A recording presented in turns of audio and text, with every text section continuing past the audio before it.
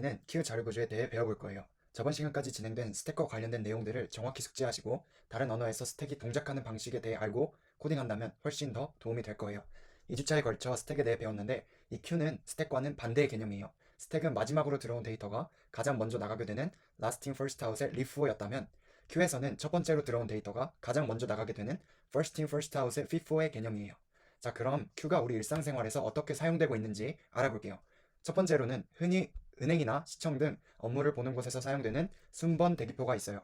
순번 대기표는 먼저 뽑는 사람 순으로 업무를 볼 수 있도록 해주죠. 그게 바로 큐의 개념이 사용되고 있는 것입니다.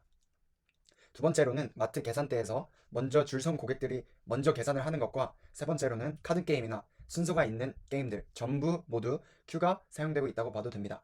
이렇듯 큐는 우리가 흔히 알던 선착순의 개념이랑 같다고 보면 돼요. 그럼 스택에서도 주요 키워드들을 배웠듯이 큐에서도 주요 키워드를 먼저 알고 들어갈게요. 스택에서 데이터를 삽입하고 빼는 작업을 각각 푸시와 팝이라고 했었죠.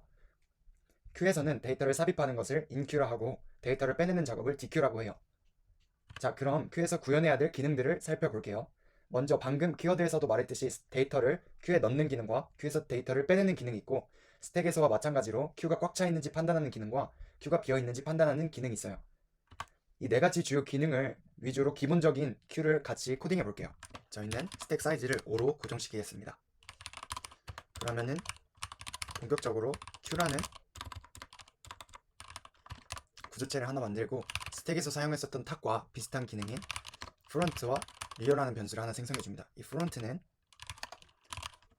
앞쪽 인덱스를 가리킬 거고 리어는 뒤쪽 인덱스를 가리키게 될 거예요. 그 이후에는 똑같이 배열과 같이 동작하기 때문에 데이터라는 배열을 하나 만들어줍니다. 사이즈는 아까 정의했던 맥스개로 해주고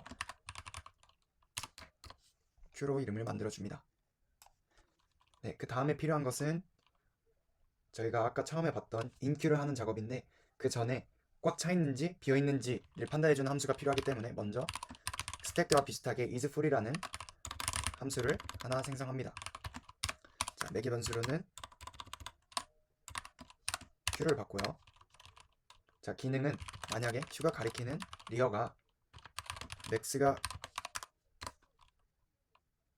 5기 때문에 거기서 1을 뺀 값과 같다면, 왜냐하면 인덱스가 0부터 시작하기 때문에 맥스가 5였으면 0부터 4까지 총 5개가 되겠죠.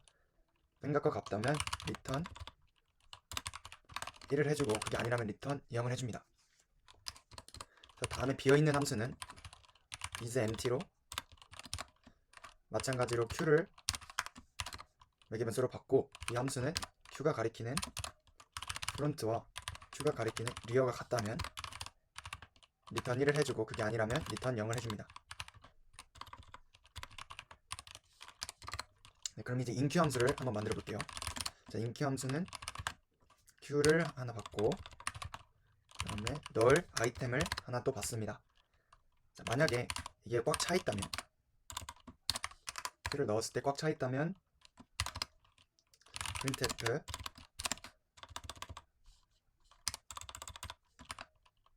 에러라고 하고요. q is full 이라고 문구를 띄워준 뒤에 종료를 시키겠습니다. 그게 아니라면 q가 가리키는 데이터에 먼저 q가 가리키는 리얼 값을 증가시킨 후 거기에 아이템을 넣어줍니다. 그 다음에 필요한 함수는 deq 함수였죠. q에서 저희가 원하는 데이터를 빼낼 때 가장 먼저 있는 데이터가 나오는 그 기능을 구현해 볼게요. 자, 여기서는 q가 비어있는지를 판단해야 하므로 isEmpty라는 함수를 만들고 이도 마찬가지로 printf로 empty라고 문구를 띄워준 후에 종료를 시킬게요. 자, 그게 아니라면 return을 해줘야겠죠. q가 가리키는 데이터에 q가 가리키는 프론트 이렇게 해서 뒤쪽에 있는 그 앞쪽에 있는 것부터 나갈 거기 때문에 하나씩 늘려가다가 맨 앞쪽에 있는 거를 리턴하기 때문에 프론트를 하나 증가시켜 주죠. 그렇게 되면은 인덱스를 하나씩 쫓아가면서 리어가 될 때까지 판단하게 될 거예요. 자, 근데 여기서 가장 중요한 q를 초기화하는 함수를 하나 만들게요. void init으로 q를 받고 Q가 가리키는 프론트와 Q가 가리키는 리어에 -1로 설정을 해줍니다. 네, 거의 다 됐어요. 자, 이제 메인으로 가서 Q를 하나 생성하고 다음에 Q를 초기화해줍니다. 그 이후에 한번 inQ를 시켜볼게요. inQ에 Q에 이번에는 3부터 넣어보겠습니다.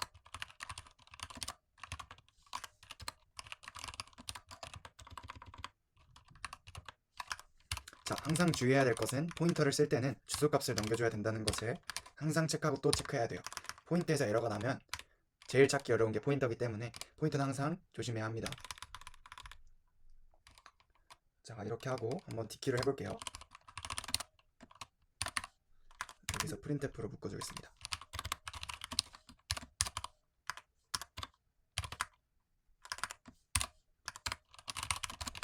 자, 이 차례대로 printf를 하게 되면 저희가 원하는 결과값인 가장 먼저 들어온 것이 가장 먼저 빠지기 때문에 3이 먼저 들어왔으므로 3, 2, 1 순서대로 출력이 될 거예요.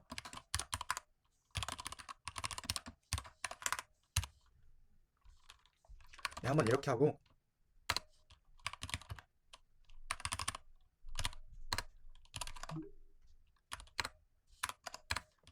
네, 보이죠? 3, 2, 1로 저희가 원하는 결과값을 찾을 수 있습니다.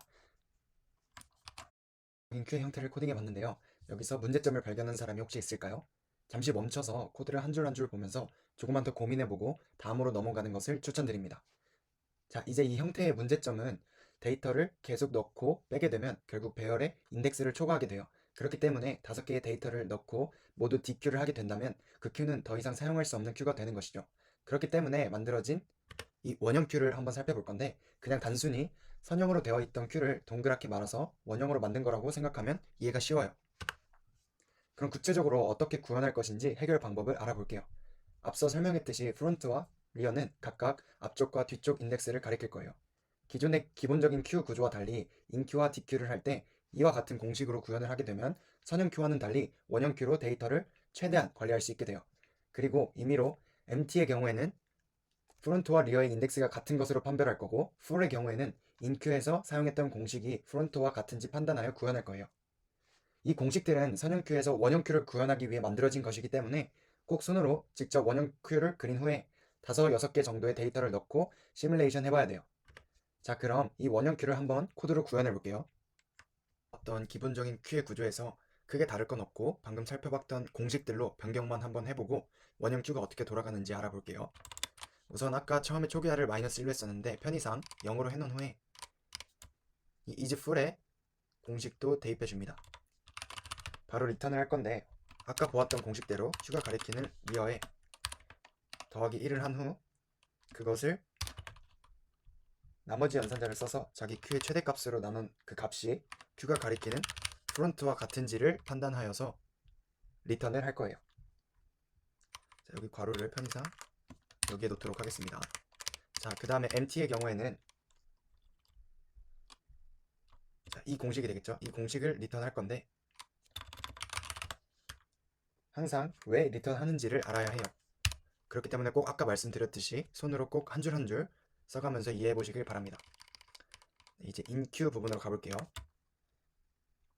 inQ 부분에서는 먼저 full을 판단하는 것은 같고 Q가 가리키는 리어에 먼저 그 데이터를 삽입할 곳의 인덱스를 알기 위해서 아까 봤던 그 공식을 쓰게 됩니다. Q가 가리키는 리어 더하기 1에 퍼센트 연산자를 써서 리어에 담아준 후에 Q가 가리키는 데이터에 Q가 가리키는 이 리어에 아이템을 넣어주면 정상적으로 돌아가게 될 거예요. 자, 그 이후에 이 DQ 부분도 한번 살펴볼게요. DQ 부분도 아까 봤던 공식대로 프론트에 Q가 가리키는 프론트 더하기 1을 나머지 연산자를 써서 프론트의 값을 먼저 구해 놓은 후 프론트의 값을 리턴할 거예요. 프론트 인덱스에 있는 값을 리턴할 거예요. 자, 이렇게 한 후에 저희가 5개로 했었는데 편의상 3개만 넣어볼게요. 3개만 넣고 3개를 다 넣고 다 뺐을 때 다시 한번 inQ를 하게 되면 아까 구현했던 그 기본적인 Q와는 달리 지금 같은 경우에선 에러가 나면 안 되겠죠. 그렇다면 한번 인Q를 하고 마지막으로 또 DQ를 한번 해보겠습니다.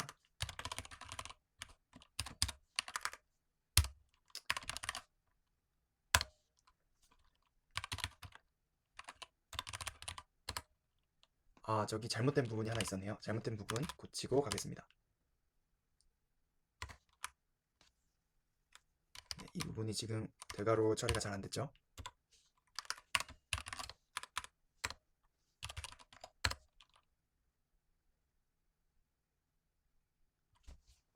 네, 지금 에러 Q is full이라는 문구가 나오게 됐는데요. 그 이유는 저희가 아까 말했듯이 한 칸은 무조건 비워둬야 하기 때문에 모두 채우게 되면 오류 상태가 나게 됩니다. 왜냐하면 공백 상태는 프론트와 리어가 같은 것을 했는데 그 원형 큐가 한 바퀴 돌고 온다면 프론트와 리어가 같은 것을 공백으로 판단할 건지 포화로 판단할 건지 모르기 때문에 저희는 포화 상태를 임의로 아까 말했듯이 프론트와 리어를 각각 한 칸 떨어져서 관리를 하게 될 거예요.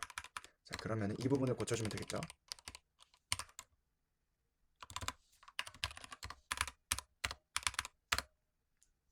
네, 이런 식으로 3과 2가 출력이 되고 하지만 또 에러 q is empty라는 문구가 뜨게 됩니다. 그 이유를 살펴보면 여기서 한 번 더 DQ를 했기 때문이죠.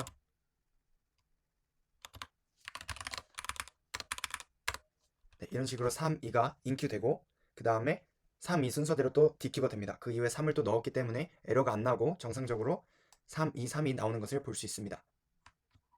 코드를 구현해봤는데요. 계속 말하고 있지만 꼭 공식이 어떻게 적용되어서 돌아가고 있는지 손으로 그려보고 시뮬레이션을 해봐야 합니다. 다음 시간에는 Q의 상위 호환 버전이라고도 할 수 있는 덱에 대해서 배워볼 거예요. 그 전에 꼭 스택과 Q에 대해서 제대로 이해를 하고 오셨으면 좋겠어요. 이해가 안 가는 부분이나 도움이 필요한 부분은 댓글로 달아주시면 감사하겠습니다. 그럼 다음 시간까지 1일 1코딩 꼭 실천해주시면 감사하겠습니다.